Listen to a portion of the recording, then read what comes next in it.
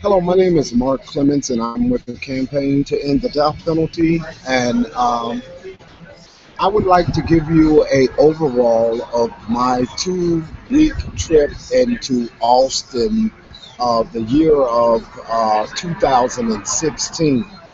Austin still remains as a city that is quickly uh, growing. It is a town that is growing with leaps and bounds. The property value is increasing in Austin at high rates. The criminal justice system remains disappropriate. Rodney Reed remains on death row in the state of Texas, as well as David Joseph, a 17-year-old black juvenile, was shot by a detective uh, in Austin. That case remains to limber in what is considered as political football. Political football is a course of speaking of how the system drags out any form of justice for poor people here in America. Austin is a town that has great potential. However, cab rates are extremely high in the town. It is a battle between uh, a smaller competitive company and a major company and yellow cab services in Austin. Austin is a town that is at this concurrent time holding a music festival along 6th Street, which we showed some of that live to you on Friday, Saturday, and Sunday out of Austin. Returning back to Chicago will be short lived as I will be heading to New York, New Jersey, Delaware, Pennsylvania, as well as the state of Maryland. The criminal justice system in the state of Austin, Texas, remains to be unbalanced. It's unbalanced as it is measured out to poor people and especially poor people of color. People are on death row for crimes in which literally they knew nothing about the offense, but because they were in the midst of someone, they were tried under a law in the state of Texas, which is called the law of parties.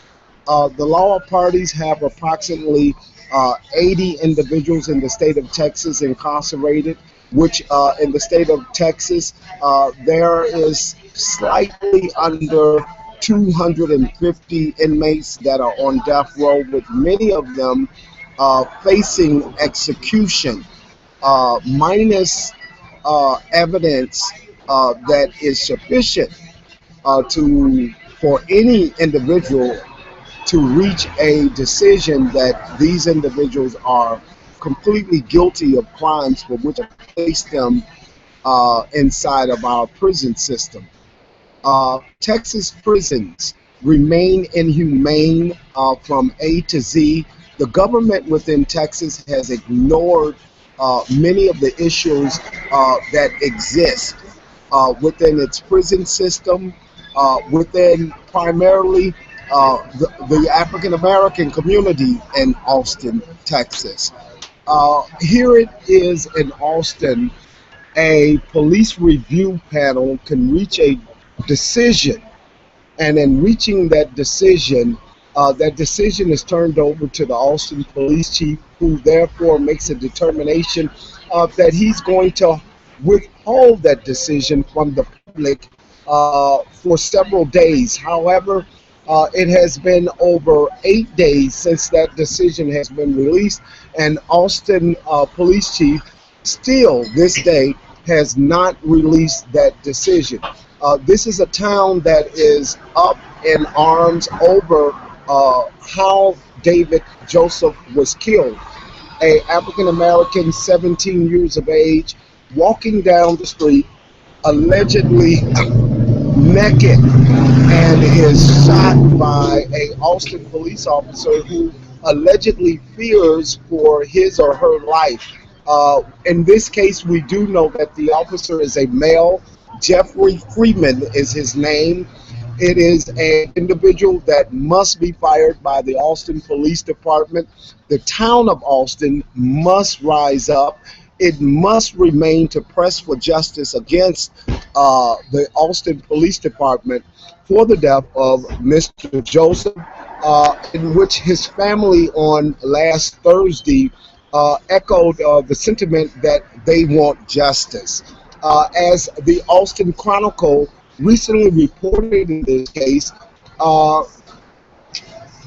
the procedures here in Austin, it makes literally, once examined with procedures across the country, makes commonly no common sense. It's a backwards approach to reaching determinations as to if police committed acts of murder upon unarmed suspects.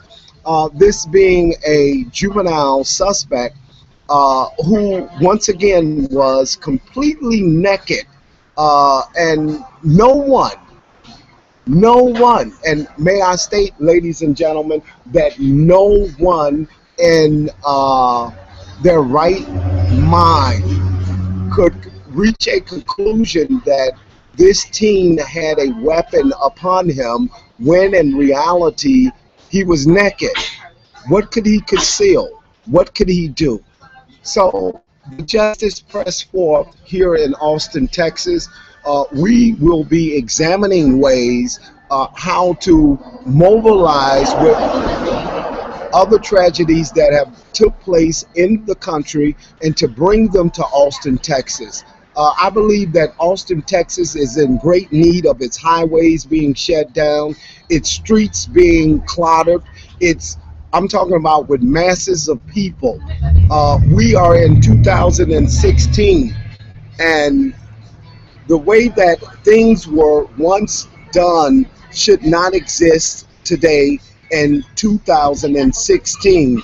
These are procedures that were put into play many, many, many years ago that must be examined now today to ensure that at least equal protection under the law is being applied as well as due process standards while these claims of police misconduct is being investigated within the city of Austin, Texas.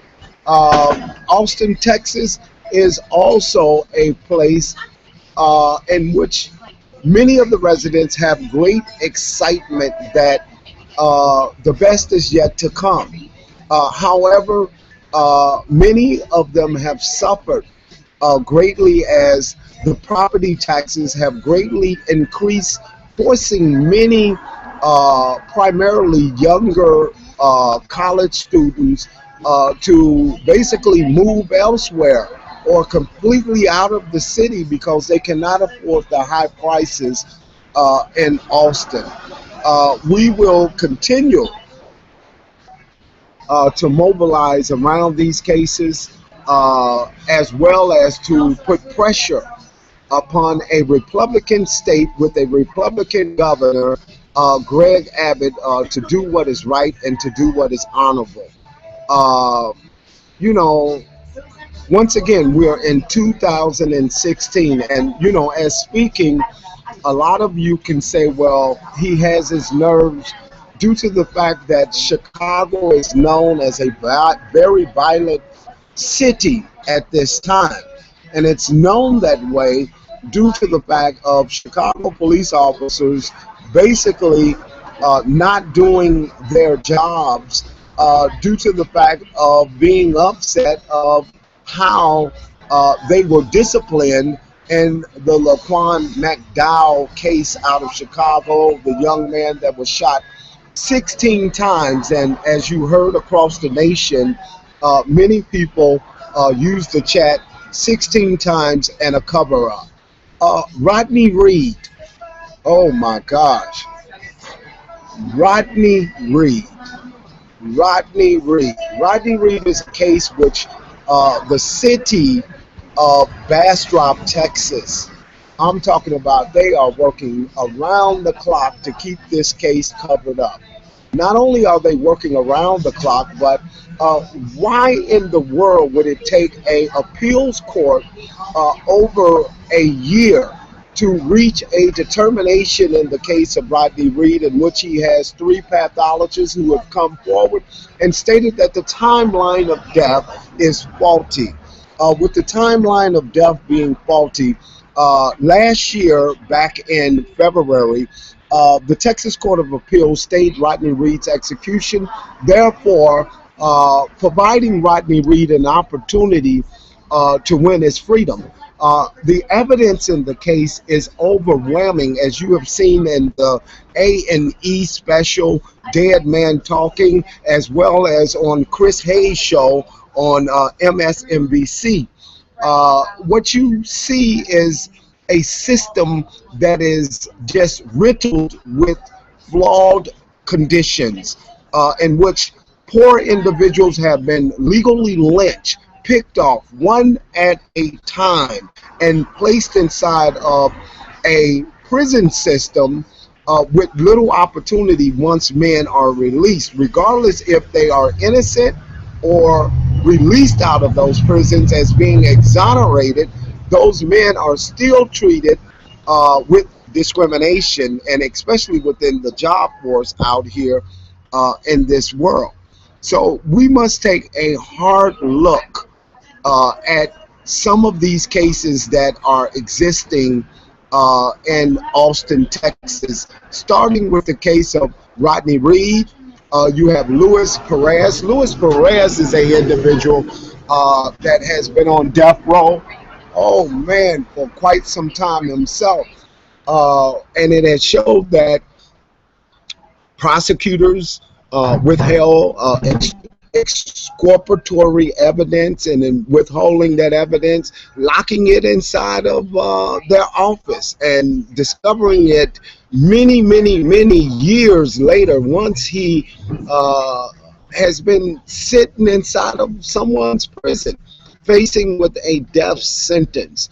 This is a law that must be outlawed. It is considered as a terrorist attack upon the nation. It has been used by prosecutors all across the country as ways to basically play Jimmy against Bob. Playing Jimmy against Bob is basically telling the other one that they'll be sentenced to a death sentence if they don't cooperate with some of these cases. And in most instances, as we have found out through our examination across the nation, that many of these cases are flawed cases, cases of wrongful conviction in which taxpayers across the nation have shelled out billions of dollars to cover up government's flawed behavior within our criminal justice system. This is something that must stop here in America. This is something that is kept very silent here in America, as you know, the nation is dealing with just harsh economic times right now. Dealing with the harsh economic times, most people, and especially politicians, do not want to bring out the fact of the high cost of their errors that have occurred and affected human beings all across this nation, with 2.3 million people locked inside of our prisons this day. And you know, that is something at this 1:10 hour out of Austin, Texas, that we must examine as a people. We must understand one thing, that change only will come. Change will only come when we fight for it, when we struggle for it. A victory that is earned without sweat is not a victory that is worth accepting. And that is what most people in this country fail to realize. You know, I could recall back in the day of how many individuals were being legally lynched back in the 60s and the 70s. And now we have turned those states into tourist states in which people spend millions and millions of dollars to travel to those states, not understanding that in traveling to those states, they're upholding forms of racism. They're upholding forms of discrimination. They're upholding forms of that literally just don't make common sense towards fair change, towards some type of equality in this nation. So, as departing from this wonderful state of Texas, we must keep in mind that there are a lot of issues that are affecting us. How can we make some of these issues the forefront issues? That means we must get involved. We must get involved with change. We must understand what's important to us. Why wait till your son or your daughter is shot down like a dog in the middle of the street? Why wait till your son or daughter is placed inside of a prison? That means you must get involved today, and you must fight for change today. Uh, Many people question and say, well, you are from Chicago. Why you come to Austin to mobilize? Well, Austin is a town in which we know has problems. That's the problem with mainstream activism now today. It does not go to places in which it knows that problems exist. I welcome Austin. I welcome its challenges. I welcome its police chief. I welcome its governor. I welcome its mayor. However, those individuals are corrupt individuals. They are corrupt by design of office. I'll say it again. They are corrupt by design of office. They are corrupt basically due to the fact that is the culture, as it is the culture in Chicago, as it is the culture in California, as it is the culture in Florida. The culture of corruption, and the culture of corruption have affected so many people within our criminal justice system. In closing, I ask that each and every one of you keep the family of Rodney Reed in your prayers, the family of Paul Story in your prayers, the family of Luis Perez in your prayers. I ask that you pray for change within our criminal justice system. Our system needs change. If you want fairness, you got to recognize truth. And the truth of the problem is there is a lot of systematic problems that exist within our criminal justice system. Thank you. God bless you. And look to see you soon.